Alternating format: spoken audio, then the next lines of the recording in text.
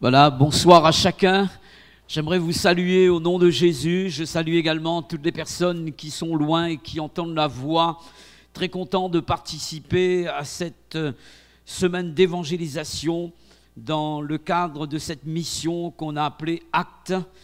Et pour nous, c'est Actes 2023. Le frère a rappelé tout à l'heure les lieux où d'une manière simultanée l'évangile est annoncé. Il y a 13 lieux en tout qui nous permettent de pouvoir annoncer l'évangile. Et je crois que Dieu se glorifie lorsque sa parole est annoncée. Ce soir encore, nous croyons dans la présence du Seigneur Jésus qui a déclaré, lorsque 2 ou 3 sont assemblés en mon nom, je suis au milieu d'eux. Alléluia. Quels sont ceux qui croient que Jésus est là et qui veulent s'attendre à lui par la foi? Alléluia. Dis à la personne qui est près de toi, mon ami, tu es au bon endroit et au bon moment parce que Jésus est là et certainement il va te bénir. Alléluia. Jésus est venu pour bénir tous les habitants de ce lieu, la plaine des Palmistes. Nous croyons que le message n'est pas seulement pour ceux qui sont sous le chapiteau, mais le message est pour tous ceux qui veulent se laisser gagner par l'évangile qui est la puissance de Dieu pour le salut de quiconque croit. J'aimerais l'ouvrir avec vous dans l'évangile de Jean au chapitre 4 et on fera une assez longue lecture du verset 3 jusqu'au verset 26. L'évangile de Jean au chapitre 4 à partir du verset 3 jusqu'au verset 26. Alors Jésus quitta la Judée et retourna en Galilée. Comme il fallait qu'il passe par la Samarie, il arriva dans une ville de Samarie nommée Sichar, près du champ que Jacob avait donné à Joseph son fils. Là se trouvait le puits de Jacob. Jésus, fatigué du voyage, était assis au bord du puits. C'était environ la 6e heure, ce qui correspond pour nous à midi. Une femme de Samarie vint puiser de l'eau. Jésus lui dit « Donne-moi à boire », car ses disciples étaient allés à la ville pour acheter des vivres. La femme samaritaine lui dit « Comment, toi qui es juif, me demandes-tu à boire à moi qui suis une femme samaritaine ?» Les Juifs, en effet, n'ont pas de relation avec les Samaritains. Jésus lui répondit « Si tu connaissais le don de Dieu, qui est celui qui te dit « Donne-moi à boire », tu lui aurais toi-même demandé à boire, il t'aurait donné de l'eau vive. « Seigneur, lui dit la femme, tu n'as rien pour puiser, et le puits est profond, d'où aurais-tu donc cette eau vive ? Es-tu plus grand que notre père Jacob, qui nous a donné ce puits et qui en a bu lui-même, ainsi que ses fils et ses troupeaux ?» Jésus lui répondit, « Quiconque boit de cette eau aura encore soif, mais celui qui boira de l'eau que je lui donnerai n'aura jamais soif, et l'eau que je lui donnerai deviendrait en lui une source d'eau qui jaillira jusque dans la vie éternelle. » La femme lui dit, « Seigneur, donne-moi cette eau afin que je n'ai plus soif et que je ne vienne plus puiser ici. » « Va, lui dit Jésus, appelle ton mari et viens ici. » La femme répondit, « Je n'ai point de mari. » Jésus lui répondit, « Tu as eu raison de dire, je n'ai point de mari, car tu as eu 5 maris et celui que tu as maintenant n'est pas ton mari, c'est-à-dire c'est ton concubin. En cela tu as dit vrai. » Seigneur, lui dit la femme, « Je vois que tu es prophète. Nos pères ont adoré sur cette montagne, et vous dites-vous que le lieu où il faut adorer est à Jérusalem. » Femme, lui dit Jésus, « Crois-moi, l'heure vient où ce ne sera ni sur cette montagne, ni à Jérusalem que vous adorerez le Père. Vous adorez ce que vous ne connaissez pas. Nous, nous adorons ce que nous connaissons, car le salut vient des Juifs. Mais l'heure vient, et elle est déjà venue, où les vrais adorateurs adoreront le Père en esprit et en vérité, car ce sont les adorateurs que le Père demande. Dieu est esprit, et il faut que ceux qui l'adorent en esprit et en vérité. La femme lui dit, « Je sais que le Messie doit venir, celui qu'on appelle Christ. Quand il sera venu, il nous annoncera toutes choses. » Jésus lui dit, « Je le suis, moi qui te parle. » Amen. Le thème qui a été retenu pour toute cette semaine d'évangélisation, et vous l'avez sans doute entendu, et visionné même sur nos écrans dans nos salles. Et le thème est celui-ci, l'Évangile au cœur de la Réunion. Et ce soir, j'aimerais dire ceci, que l'Évangile est au cœur de la plaine des palmistes. Alléluia. Et il est important de rappeler cette vérité, c'est que un évangile où Jésus n'y est pas ne peut être appelé évangile. C'est impossible. Et nous devons comprendre que le message que nous allons entendre ce soir va nous présenter une seule personne. Il est question de Jésus. Parce que l'évangile est christocentrique, alors cet évangile est incomparable. Ce sera sur cette pensée que j'aimerais fonder ma prédication pour chacun d'entre vous. Et j'aimerais vous parler de Jésus comme étant un Jésus incomparable. En effet, Jésus est différent des autres hommes. Et dans le texte que nous avons pu lire ensemble, la femme samaritaine a voulu comparer Jésus au commun des mortels, au reste des hommes. C'est vrai que Jésus, d'après l'Évangile, a été parfaitement homme. Et dans le texte, son humanité est bien mise en évidence. La femme samaritaine a vu devant elle, en face d'elle, non pas un esprit, c'était bel et bien un homme, un vrai homme qui lui parlait. Preuve en est, en tant qu'homme, Jésus était fatigué, c'est ce que déclare ce texte. Et parce qu'il était fatigué, il s'est assis au puits de Jacob pour se reposer. Et dans ce même texte, la Bible nous montre qu'il avait soif puisqu'il va demander à cette Samaritaine de l'eau. « Donne-moi à boire », dira-t-il. C'est quelqu'un qui, comme chacun d'entre nous, avait des besoins tout à fait légitimes. Il était fatigué, il avait soif, et en tant qu'homme, il avait besoin de se nourrir également, puisque dans le verset 31, nous avons lu cette information à ce sujet. Les disciples le pressaient de manger. Quoique Jésus fût parfaitement homme, cependant, il était différent de tous les autres hommes. Et pourquoi, me direz-vous? Parce que Jésus est avant tout le Dieu véritable. Alléluia. Et ce soir, en parlant de Jésus, je suis en train de parler de Dieu. Et en mettant ma confiance en Dieu, c'est dans la personne de Dieu que je mets ma confiance. Et en invoquant le nom de Jésus, j'invoque le nom de Dieu.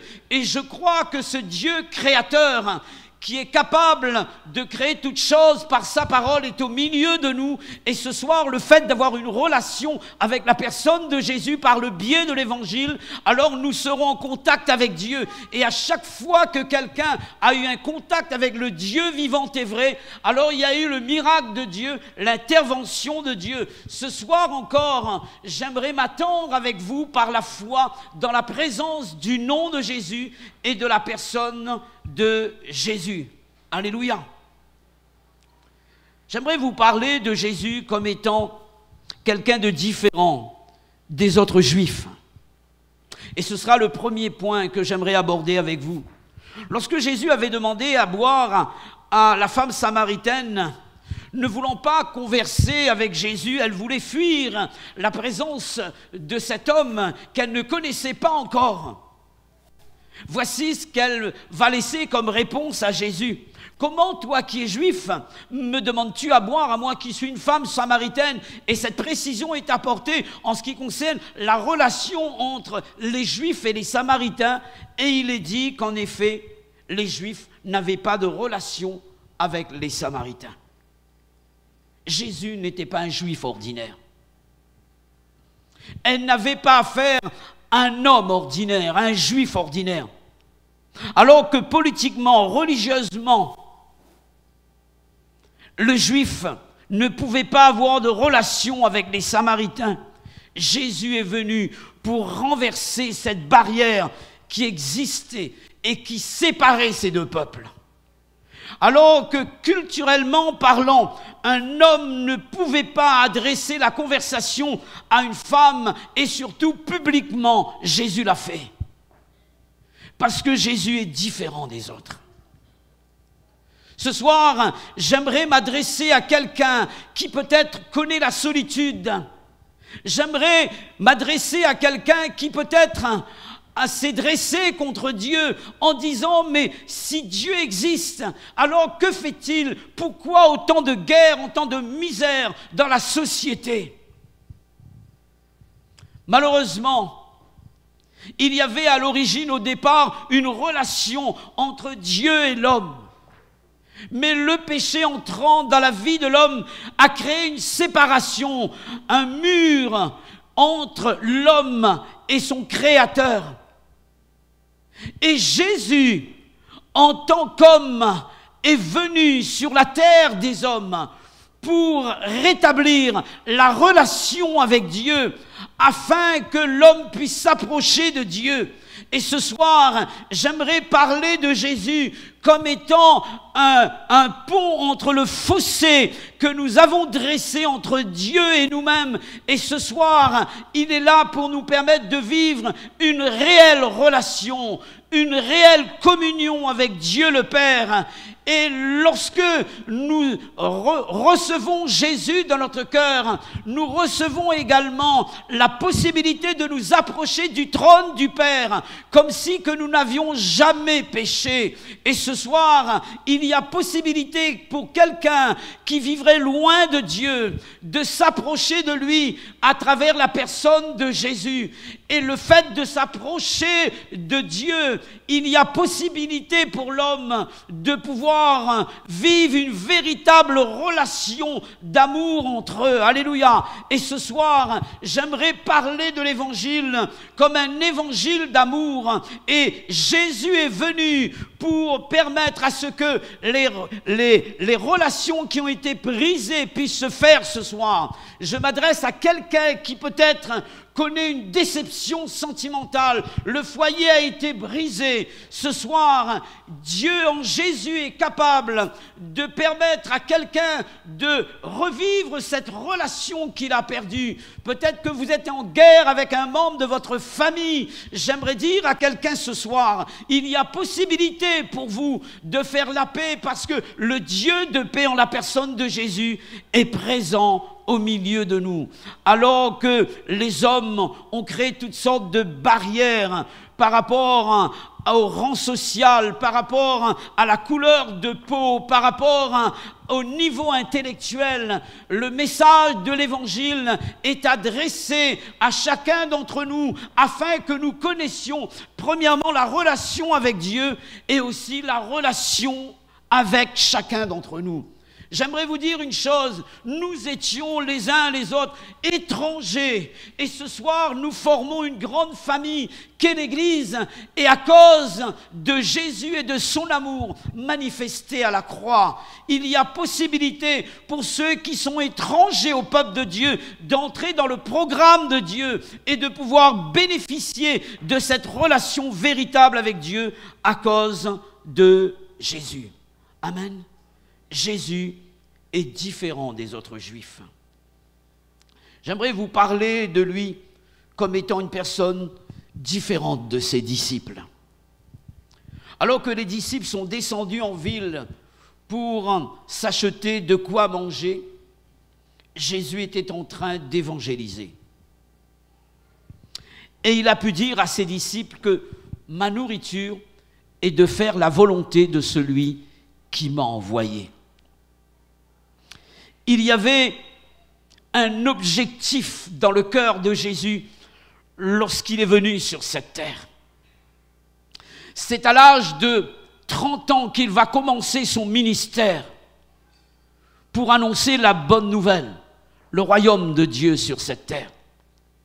Et Jésus n'avait que 3 ans et demi pour accomplir cette mission. Et il n'a pas manqué à sa mission. Et dans l'évangile de Jean, au chapitre 17, il va faire un bilan de son ministère à son Père dans la prière sacerdotale. Et il va dire ceci, « Je n'ai perdu aucune de mes brebis. » Si ce n'est le fils de la perdition, il parlait de Judas, et il va dire, « Celui-ci s'est perdu lui-même. » La mission de Jésus a été accomplie. Et le pasteur Bégamini a rappelé tout à l'heure qu'il a confié cette mission à ses disciples et nous faisons partie de ces disciples du Seigneur Jésus.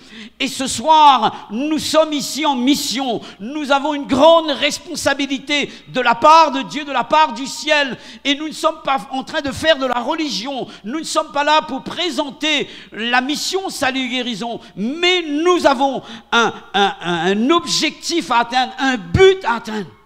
Comme Jésus, nous voulons que les gens connaissent le royaume de Dieu et connaissent l'évangile. Alors que les disciples étaient descendus en ville pour se ravitailler, Jésus était en train de s'occuper du royaume de Dieu. Il était en train d'amener une personne au salut. Parfois on pense que le salut des Samaritains venait du travail de Philippe l'évangéliste. Jésus avait commencé une mission déjà ici. C'était en préparation de ce que Philippe allait faire. Il a atteint une femme samaritaine par le biais de l'évangile. Et je crois que cette parole, elle est puissante. Même s'il y avait séparation entre les Juifs et les Samaritains, à cause de l'évangile, Jésus a pu permettre à cette personne de s'approcher de lui. Alléluia! Pour dire ceci, différent de ses disciples, à cause de l'amour qui animait son cœur, Jésus ne cherchait pas son intérêt personnel. Il aurait pu, à midi, se restaurer comme ses disciples, mais pas du tout. Il y avait une urgence. Une personne délaissée, abandonnée, rejetée. Une personne qui avait marre de la vie, avait besoin d'entendre sa voix. Alors que je suis en train de parler, il y a peut-être dans cette foule quelqu'un qui a marre de la vie, ne sait plus quoi faire. Et peut-être que la pensée de suicide même est dans ton cœur. Ce soir, Jésus veut prendre du temps pour toi. On pouvait déranger Jésus à n'importe quelle heure. Et à midi, il était disponible. Alors que les disciples, non. C'est pour cette raison qu'il a quitté le ciel pour venir jusqu'à nous. Et l'apôtre Paul, avec raison, dans son épître aux Philippiens, chapitre 2, à partir du verset 6, il dira, existant en forme de Dieu, Jésus n'a pas regardé comme une proie arrachée d'être égal avec Dieu. Il s'est dépouillé lui-même. Il a paru comme un simple homme, il est devenu semblable aux hommes. Et il s'est rendu obéissant jusqu'à la mort, voire même la mort de la croix. Je parle d'un amour qui ne pense pas qu'à soi-même, mais qui pense aux autres. Et Jésus est venu pour toi ce soir, alléluia, parce qu'il t'aime. À chaque fois que je réfléchis sur ma situation avant de connaître Dieu, je me demande comment ça se fait que Jésus a su m'aimer de cette manière. Alors que mes parents m'avaient parlé du Seigneur Jésus maintes et maintes fois, j'ai critiqué l'Église. J'ai critiqué même les pasteurs. Et comment Dieu, en la personne de Jésus, a su m'aimer et prendre le temps de se pencher sur ma situation. Jésus n'est pas venu pour son intérêt personnel. Il est venu pour l'humanité. Et ce soir, dans ce lieu, il veut toucher ton cœur. Et alors qu'un jour il était en pleine prédication, on a osé le déranger. La Bible dit qu'on a descendu par l'ouverture du toit de cette maison un paralytique. Je ne sais pas si Qu'est-ce que moi j'aurais fait à la place du Seigneur Jésus en pleine prédication? Quelqu'un est en train de me perturber, me faire perdre le fil de la pensée? Non. Et la Bible dit qu'ils ont mis ce paralytique devant ses yeux. Un jour, alors qu'il était en train de manger, une femme est venue pour verser du parfum sur ses pieds. On l'a dérangé, entre guillemets. Jésus se laisse déranger. Et ce soir, nous avons possibilité de faire appel à lui. Alléluia. Il est disponible à tout moment, à midi. La Bible parle de lui comme d'un Dieu qui ne sommeille ni ne dort. Alléluia. Et ce soir, tu as possibilité d'invoquer son nom, de t'adresser à lui et de lui présenter tes besoins. Et il saura intervenir parce que c'est le Dieu d'amour. Alléluia. Différent des disciples. Jésus est différent de Jacob, ce patriarche, le petit-fils d'Abraham. Et la Bible dit, là où Jésus s'était reposé à cause de sa fatigue, c'était le puits de Jacob. Et Jacob avait donné cela donc, non seulement aux Juifs, mais aux Samaritains également. Et cette femme va demander à Jésus, lorsque Jésus va lui proposer à boire également, elle va lui dire, mais es-tu plus grand que le père Jacob? Est-ce que tu es plus grand que le père Jacob? Un jour, les disciples lui ont posé cette question, les Juifs même, mais tu n'as pas 50 ans et tu as vu Abraham? Est-ce que tu es plus grand que lui? Jésus avait dit cela, non pas qu'il a vu Abraham, mais c'est qu'Abraham a vu son jour. C'est différent. Avant qu'Abraham soit, je suis. Amen. Il va parler de sa préexistence. En fait, dans ce texte, Jésus est en train de dire, mais Jacob vous a donné ce puits, et l'eau de ce puits, c'est l'eau tout à fait naturelle. Cette eau, elle est capable d'étancher votre soif physiquement. Mais l'eau que je propose, et il parlait de vie, parce que l'eau est le symbole de la vie. Il était en train de proposer une vie supérieure à la vie naturelle. Et je parle d'une vie supérieure en qualité, en quantité, puisqu'il est question de la vie éternelle. Lorsque je voyais mes parents venir à l'assemblée, à l'église, je ne comprenais pas. Je dis, mais comment ça se fait qu'il y a des jeunes qui, avec des vieilles personnes, sont là? Pourquoi? Et je ne comprenais pas, en train de chanter des cantiques. Alors que moi, dans ma tête, je pensais que j'étais heureux. Mais j'ai compris, lorsque Christ a touché mon cœur, que la vie chrétienne, c'est une qualité de vie. Alléluia. Une qualité de vie. Bien plus une quantité de vie. Et cette quantité de vie commence ici-bas. Et ce soir, il y a possibilité pour quelqu'un d'entrer dans le programme de Dieu et de vivre la vie éternelle. J'aimerais poser cette question à quelqu'un qui entend la voix. Si tu quittes la terre ce soir, où iras-tu? La Bible dit que celui qui a le Fils, il est question du Fils de Dieu, il a la vie éternelle. Et le genre de vie que Jésus propose est une vie qui vient d'en haut, la vie de Dieu. Alléluia. Et dans sa prière sacerdotale, il va dire à son Père, la vie éternelle, c'est qu'il te connaisse, toi le seul vrai Dieu, et celui que tu as envoyé, Jésus-Christ, ton Fils. Amen.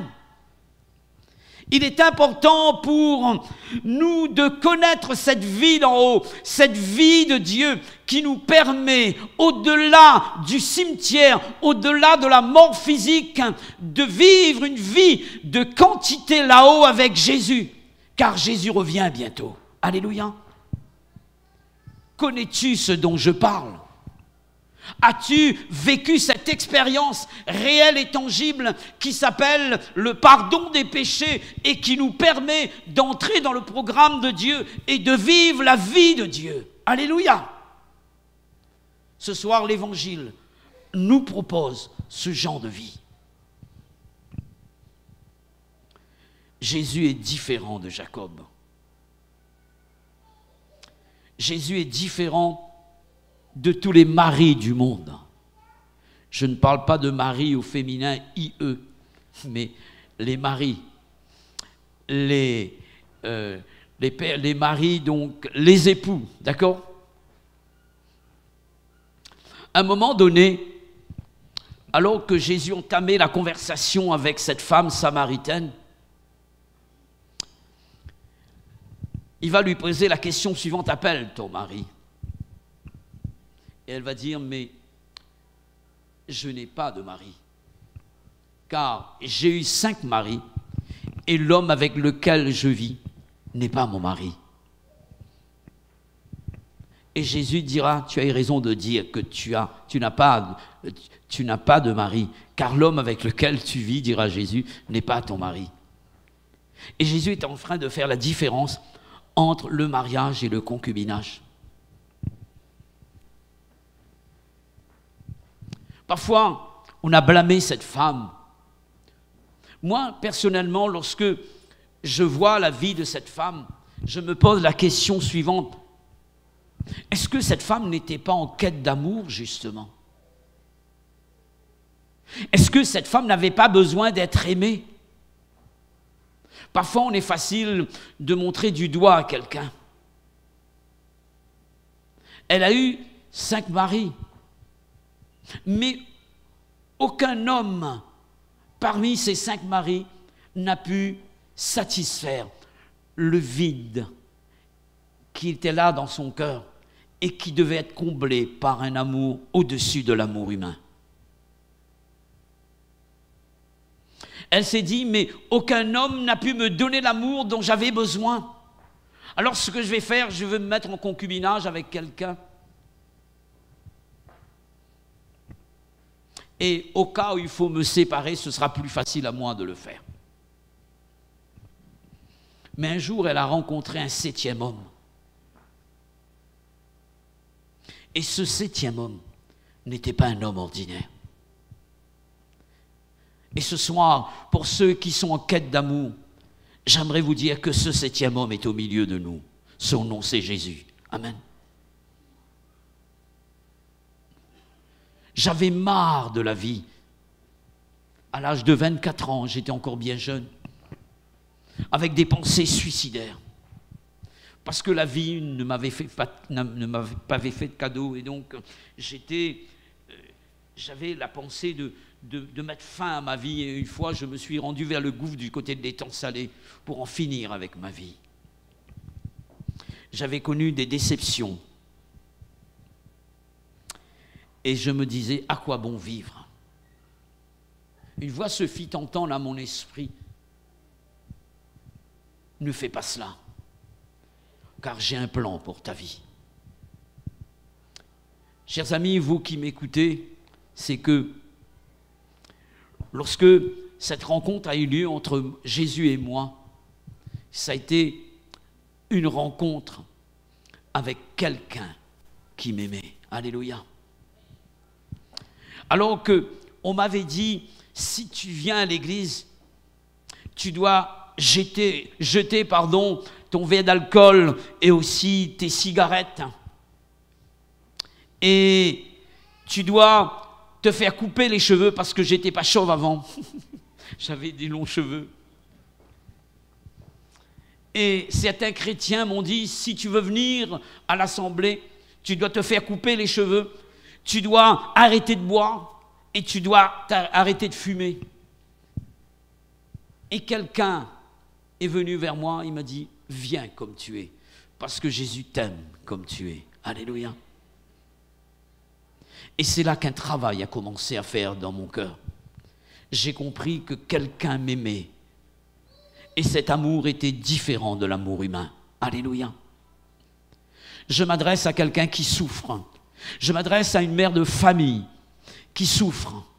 Je m'adresse à un enfant en quête d'amour. Je m'adresse à des parents qui sont malmenés par certains enfants et qui n'ont pas eu de respect à leur égard. J'aimerais dire ceci, que Dieu est un Dieu fidèle. Amen. Jésus est fidèle. D'ailleurs, c'est son nom, c'est le fidèle. S'il n'y a quelqu'un qui pourra jamais te décevoir, ni te lâcher la main, Jésus ne pourra jamais t'abandonner. Un jour, il y a un pasteur qui s'est rendu compte que un des membres de son église, c'était une dame qui n'était plus fidèle, et il est parti visiter cette sœur en Christ. Et la personne a parlé de cette manière au pasteur: en fait, j'ai comme l'impression que Dieu m'a abandonné. Et cette maman, elle avait un bébé dans la main, et le pasteur va lui demander de jeter son bébé par terre. Elle ne comprend pas, mais qu'est-ce qui se passe? Et en 2 fois, jette ton bébé par terre. La 3e fois, jette ton bébé par terre. Elle dira: mais c'est pas possible, je ne peux pas jeter mon bébé, je l'aime tant. Et voici ce que dira le pasteur à cette personne: si toi, qui es une femme tout à fait ordinaire, tu as autant d'affection pour ton bébé, et tu ne peux pas abandonner ton bébé et le jeter par terre, l'amour de Dieu est plus grand que ton amour pour ton bébé, et jamais Jésus ne pourra t'abandonner.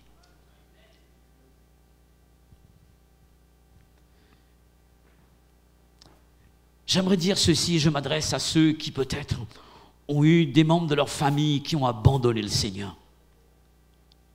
Jésus est capable de ramener ces personnes vers le droit et le bon chemin. Mon épouse et moi-même et ma famille, on a prié 12 ans pour que notre 2e fils revienne au Seigneur. Et Dieu a répondu d'une manière favorable à notre prière. Alléluia. Nous partageons la joie d'un pécheur repentant qui est revenu de plus belle pour le Seigneur. Alléluia. Notre Dieu, il est fidèle. Amen. Cette femme était en train de chercher l'amour à droite et à gauche. Elle a connu l'infidélité, plusieurs mariages. Mais là, elle rencontre le 7e homme. Le fidèle est devant elle. Alléluia. Et ce soir, si tu tiens la main du Seigneur Jésus, si tu t'attaches à lui, alors il marche avec toi jusqu'au bout. Alléluia. Je termine par cette pensée. Jésus est différent de nos ancêtres. À un moment donné, cette femme va dire à Jésus: mais nos pères nous ont dit que c'est sur cette montagne, elle parlait du mont Garizim, que nous devons adorer le Père, le vrai Dieu. Et vous, vous dites en tant que juif, c'est à Jérusalem. Alors, je ne sais plus. Quel est le bon endroit? En fait, Jésus n'a pas parlé de bon endroit, mais de la bonne personne. Alléluia. Parfois, on cherche des lieux de pèlerinage pour rencontrer Dieu, des supports visuels pour avoir une relation avec lui. Ce lieu est un lieu ordinaire, mais Jésus est là. Amen. C'est cela qui fait la différence. Et nous n'avons pas de lieu de pèlerinage pour rencontrer Dieu. Et Dieu n'a pas laissé de lieu de pèlerinage. Là où 2 ou 3 sont assemblés en mon nom, je suis au milieu d'eux. Et Jésus va dire à cette personne: ce n'est pas ni sur le mont Garizim, ni à Jérusalem qu'on adore le vrai Dieu. Mais il va lui dire: le vrai Dieu est esprit, et il faut que ceux qui l'adorent en esprit, en vérité. C'est pourquoi nous n'avons aucune représentation de Dieu. Car Dieu ne se représente pas, Dieu ne se voit pas, Dieu ne se touche pas de nos mains physiques. Dieu s'entend, Dieu s'écoute et Dieu se voit par la foi. Alléluia. C'est pourquoi nous prêchons l'évangile. Nous croyons que Dieu est dans sa parole et il confirme sa parole par des miracles et des prodiges. Alléluia. Cette femme, à un moment donné, va dire ceci: je sais que le Messie doit venir. Et lorsqu'il viendra, il nous annoncera toutes choses. Jésus va lui dire: je le suis, moi qui te parle. En fait, il dit: je suis, moi qui te parle. Il parle de lui comme étant Dieu, mais aussi l'envoyé de Dieu.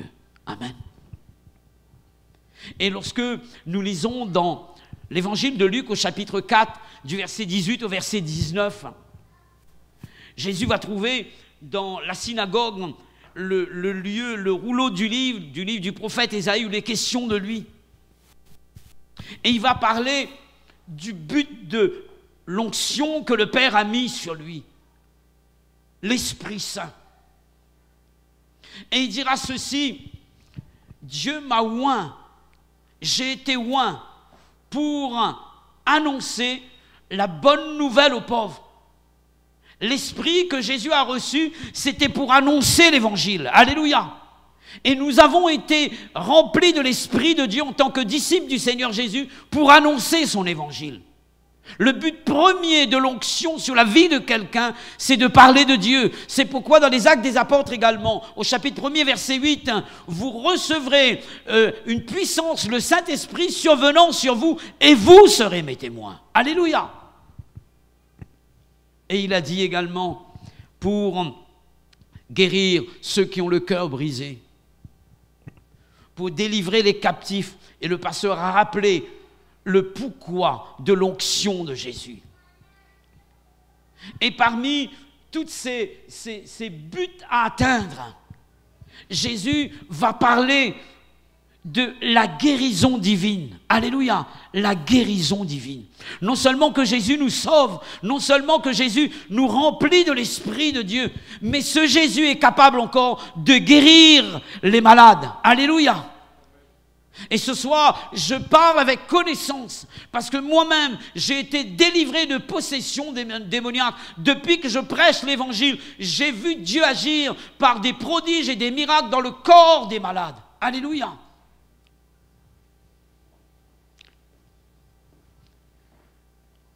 L'année dernière, je m'étais rendu donc pour le congrès des Assemblées de Dieu du côté de Avignon.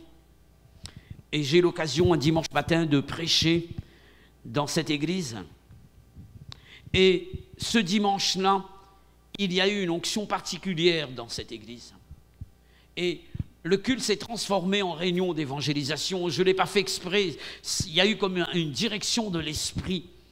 Et puis on a eu l'occasion de prier pour des malades. Et des fois, il y a des moments où on sent une telle présence de Dieu, tellement que cette présence, on dirait qu'elle est palpable. Et je savais que ce jour-là, Dieu avait guéri dans la salle. Et puis, l'année d'après, donc cette année, je vais donc au congrès. Et le pasteur et son épouse de cette église viennent me rendre témoignage en disant que ce jour-là, une dame a été délivrée de sclérose en plaques et elle devait faire l'opération. Et instantanément, Dieu s'est manifesté et elle a pu marcher normalement. Dieu a agi avec puissance. Et le dernier congrès cette année, au mois de mars, j'étais allé prêcher à Montluçon et je me rappelle de ce temps où nous avons eu un temps de prière également lors du culte. Et suite à la prière de ce culte, il y a le pasteur de Montluçon qui m'a envoyé donc ce témoignage. Et il m'a envoyé donc ce témoignage en me disant: Pasteur Clermont, voici ce qui s'est passé. C'est que un homme qui était venu, voilà, je lis ce qu'il a mis comme message sous mes yeux. Bonjour Clermont, j'espère que vous allez bien. C'est pour t'informer qu'un couple chrétien de passage à l'église, lorsque vous étiez présent, le mari a été guéri d'un kyste entre 2 vertèbres. Il devait se faire opérer et faire une cimentoplastie avec risque de paralysie de 6 mois en fauteuil roulant après l'opération. La semaine dernière, il est allé à l'hôpital pour se faire opérer. Ils lui ont dit qu'il n'avait rien à faire ici. Il a été totalement guéri. Alléluia. Récemment, donc à l'église de Saint-Pierre, quelqu'un a rendu ce témoignage qu'elle a été délivrée de ce problème qui est une maladie de femme. Et je cherche le nom, ça va me revenir dans un petit moment. Donc, et elle a été délivrée d'une manière instantanée. Endométriose, voilà. Donc, et cette personne a été délivrée instantanée. Et pour dire ceci, que le Dieu de l'Évangile, qui est Jésus, n'a jamais changé.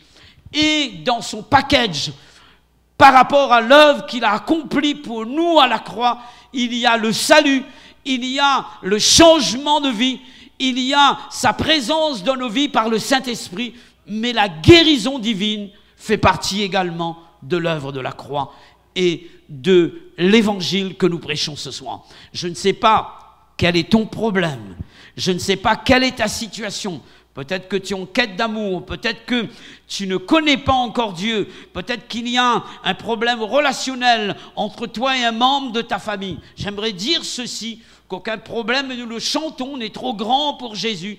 Et ce soir, il est venu pour agir et je crois qu'il le fera. Alléluia. Alors puissions-nous nous attendre à lui dans ce lieu parce que Jésus est vivant. Amen.